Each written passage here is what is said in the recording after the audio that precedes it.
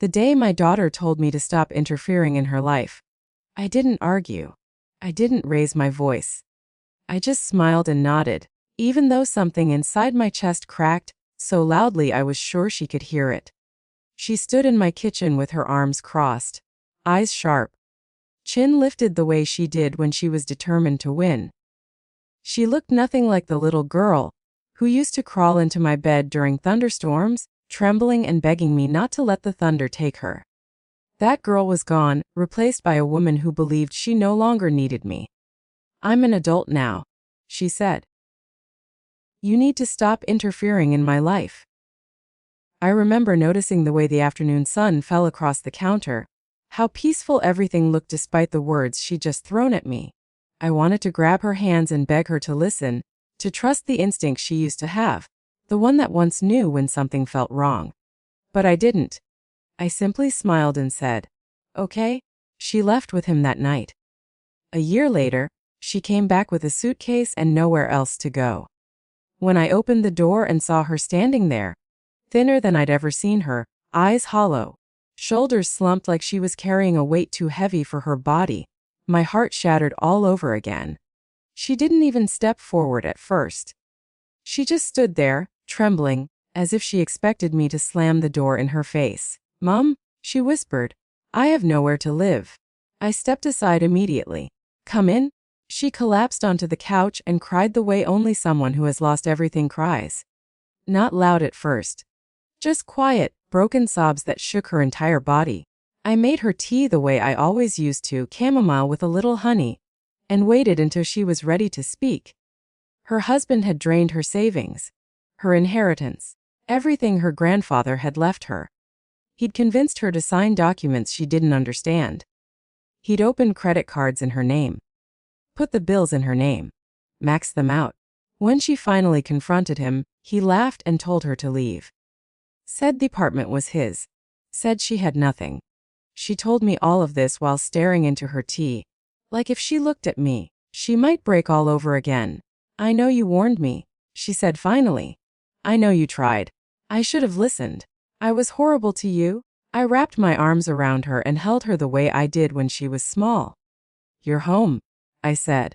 "That's all that matters right now." But that night, after she fell asleep in her childhood bedroom, I sat alone at my kitchen table and made a decision. He thought he had won. He was wrong. I didn't sleep much after that. While my daughter rested, I researched public records, property filings, business registrations. I found out very quickly that the man who claimed to be a successful real estate investor didn't actually own anything. The company he bragged about didn't exist. The apartment he kicked my daughter out of wasn't even in his name. It was in hers. When I told her, she stared at me like she couldn't believe what she was hearing. "He said it lied," I said. "And we're going back." She was terrified, but she nodded. "We went with the police." When the door opened and he saw us standing there, the look on his face told me everything I needed to know. He hadn't expected resistance. He hadn't expected consequences. He certainly hadn't expected me. He tried to charm his way out of it at first, smiling, calling her baby, pretending it was all a misunderstanding. But the mask slipped when she walked inside and saw the signs of another woman living there. Different clothes, different shoes, a photograph of him kissing someone else, dated just weeks earlier. Her voice didn't shake when she told him to leave. He threatened us on the way out. That's when the war began. The calls came first, then the emails, then the threats. Messages in the middle of the night, accusing her of things she'd never done, claiming he had proof that would ruin her life. Photos that were clearly altered, designed to humiliate and scare her into silence. He wanted us to back down, we didn't. He showed up at her apartment with 2 men and tried to force his way in. We recorded everything. The police arrived just in time. He ran like a coward. A restraining order followed. Then he tried something else. He offered money. At first, 20,000, then 30, then 50. The exact amount he had stolen from her. He thought he could buy his way out of consequences. Thought I'd convince my daughter to take the money and disappear. I told him no. That's when he came to my house. He sat on my couch and looked around like he was assessing my worth. He threatened me calmly, methodically. Told me he could destroy us both if I didn't make my daughter drop the case. I told him to leave. After he did, my hands shook so badly I had to sit down. Fear is a strange thing. It doesn't always scream. Sometimes it whispers. But beneath that fear, something else burned stronger. Resolve. We went to court. And that's where everything changed. The courtroom was colder than I expected. Not just the temperature, but the feeling of it. Sterile. Unforgiving. The kind of place where stories were stripped down to facts and pain had to prove itself with documents and evidence. My daughter sat beside our lawyer, hands folded tightly in her lap, shoulders stiff. I could see the tension in her jaw, the way she kept swallowing like she was trying to push the fear back down. Across the room, he sat comfortably, leaning back in his chair as if this were nothing more than a minor inconvenience. He wore an expensive suit, his hair perfectly styled, his expression calm, almost bored. He didn't look at my daughter. Not once. When his eyes flicked toward me, there was a flash of something dark there. Contempt. Maybe even anger. But mostly, confidence. He still believed he could talk his way out of this. The judge entered, and everyone stood. When we sat again, the room fell into a heavy silence. Our lawyer began laying out the case slowly, carefully. The trust fund. The power of attorney signed days after the wedding. The credit cards opened without explanation. The debt. The eviction. The threats. Each detail landed like a stone dropped into water, ripples spreading outward. I watched my daughter as she listened to her own story being told aloud, her face pale but steady. His lawyer objected often. Tried to frame everything as marital disagreements, misunderstandings, poor decisions made jointly. But then the evidence started speaking louder than words. Bank statements showing money transferred and withdrawn within days. Documents my daughter didn't even remember signing. Emails where he promised investments that never existed. The judge's expression changed little by little. The patience faded. The skepticism shifted direction. Then the witness took the stand. The young woman looked nervous, hands shaking slightly as she was sworn in. She introduced herself and explained how she'd met him months earlier. How he told her he was single, successful. How he moved her into the apartment he claimed to own. How she had no idea he was married. My daughter sucked in a sharp breath beside me. When photos of the yacht appeared on the screen, the courtroom stirred. He shifted in his seat for the first time. The calm mask cracked just a little. The forensic accountant followed, laying out a pattern that made my stomach twist. Other women, other marriages, other disappearances, a trail of stolen money and broken lives stretching back years. This wasn't a mistake. It was a system. When he finally took the stand, I saw the tension in his shoulders, the way his jaw tightened with each question. He tried to dodge, to reframe, to minimize. But then he slipped, just for a moment. He called them stupid, called my daughter stupid. The sound the judge's gavel made when it hit the bench echoed through the room like a gunshot. The decision came swiftly after that. Restitution. Damages. A referral for criminal charges. When the bailiff stepped forward and placed handcuffs around his wrists, my daughter covered her mouth and cried. Not because she felt sorry for him, but because it was finally over. The sentencing came months later. By then the media had picked up the story. More women had come forward. The courtroom was fuller. He looked smaller somehow, stripped of his charm, his confidence reduced to bitterness and blame. When the sentence was read aloud, he shouted that it wasn't fair. That no one forced them to trust him.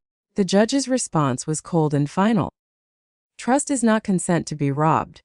When he was led away, he looked back at us once. I met his gaze and didn't flinch. Not out of cruelty, out of certainty. After that, life slowly began to breathe again. My daughter moved back home for a while. We cooked together, watched old movies, sat in comfortable silence. She started therapy, found a new job, paid down her debt.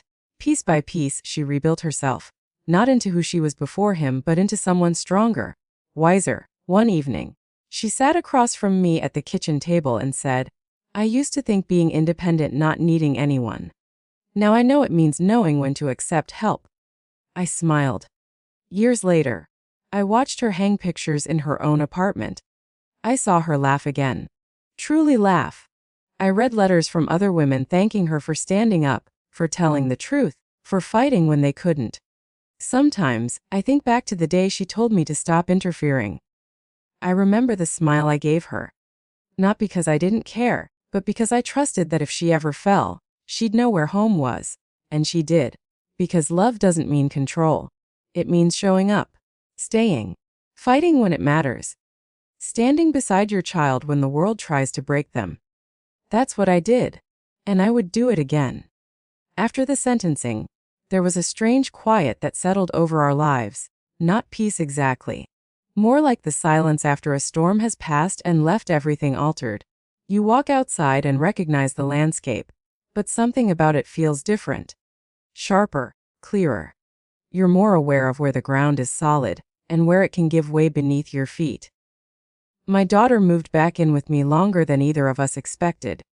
At first, it was practical. She needed time to stabilize, to rebuild her credit, to save, but soon it became something else. Healing has a way of slowing time, of asking you to sit with things you once rushed past. We fell into a rhythm I hadn't realized I missed. Morning coffee together. Grocery shopping on Saturdays. Quiet evenings where we didn't have to fill the space with conversation. Some nights, she would wake up from nightmares. I'd hear her pacing the hallway. The soft creak of the floorboards giving her away. I never asked questions. I'd just open my bedroom door, and she'd come in and sit on the edge of my bed, like she used to when she was young. We wouldn't always talk. Sometimes I'd just rest my hand on her back until her breathing slowed. One evening, months later, she sat across from me at the kitchen table with a stack of papers spread out in front of her. Credit reports. Bank statements. Letters from collection agencies that were slowly being resolved. She looked exhausted, but there was something else there too. Pride. I didn't think I could fix this, she said quietly. I really thought my life was over. I reached for her hand. Lives don't end, I said. They change, sometimes painfully. But your C nodded, swallowing hard. He made me feel so small. Like everything was my fault. Even now, sometimes I hear his voice in my head telling me I'm stupid. That voice doesn't belong to you, I said. It never did. She took a deep breath and smiled, just a little. I know. I'm starting to know. The job she found wasn't glamorous. It didn't come with fancy titles or flashy perks. But it was honest, and it was hers. She worked hard. Took on extra responsibilities. Learned everything she could. Slowly her confidence returned, not in loud declarations but in quiet competence. One night, she came home excited in a way I hadn't seen in years. They're promoting me, she said, barely able to contain her smile. They said they trust me. That word landed heavily between us. Trust. It had once been weaponized against her, used to strip her of everything she had. Now it was being returned to her. Earned, not exploited. She started volunteering at a support center for women in abusive relationships. At first, she didn't tell me much about it, just that she was helping. Listening. Sitting with women who looked the way she once had when she stood on my porch with that suitcase. One evening, she came home later than usual and sat quietly on the couch, staring at nothing. Rough day, I asked. She nodded. I met someone today who reminded me of myself. She kept apologizing. For everything. For taking up space. For needing help. She wiped her eyes. I told her it wasn't her fault. And when I said it out loud, I realized I finally believed it. I watched my daughter become someone who could hold pain without being consumed by it.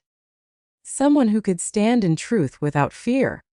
Not because she'd never been afraid, but because she'd faced it and survived. Every so often, news about him surfaced, appeals denied, more charges, more victims identified. His name no longer carried charm. Just consequences. I didn't feel satisfaction when I heard those updates. I felt closure. The kind that lets you exhale fully for the first time in years. One afternoon, while we were gardening together, my daughter said, "You know, when I told you to stop interfering, I thought being loved meant being supported no matter what choices I made. I didn't understand that sometimes love looks like concern. Like questions, like warnings." I smiled softly. And I didn't understand that sometimes love means stepping back and trusting your child to find their own way. She looked at me then, really looked at me. Thank you for not turning me away when I came back. There was never a world where I would, I said. Years later, when she handed me the keys to her own place, her eyes shone with pride. I did this, she said. By myself, but not alone. I hugged her tightly, breathing her in, feeling the steady strength in her arms. That night, driving home, I thought about how close I came to losing her. Not physically, but in all the ways that matter. How easily fear and manipulation can hollow someone out.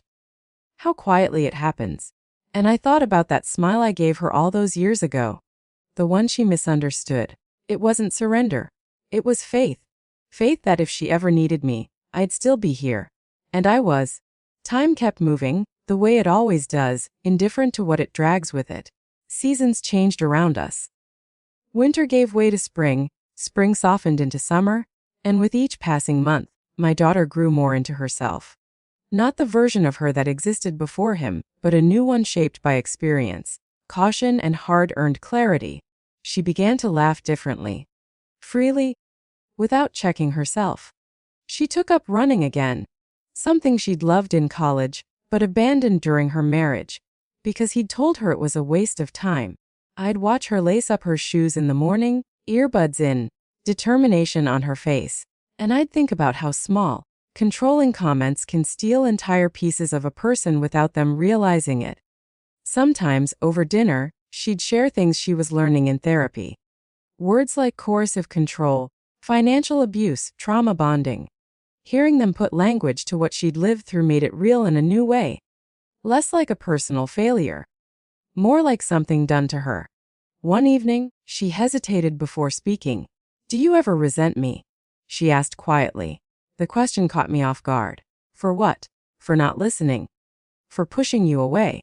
For everything that happened? I set my fork down. "No," I said without hesitation. "I hated what happened to you. I hated him. I hated the pain you went through. But I never resented you. You were learning. Sometimes learning hurts." She let out a shaky breath. I was so sure I knew better. "So was I at your age," I said, in different ways. The past didn't disappear. There were days when a song, a smell, a random phrase would send her spiraling back into that year she lost herself. On those days, she'd sit quietly on the porch, staring at the trees, and I'd join her without speaking. We learned that healing didn't need commentary. It needed presence. A year after the sentencing, she invited me to an event at the nonprofit where she worked. A new program launch.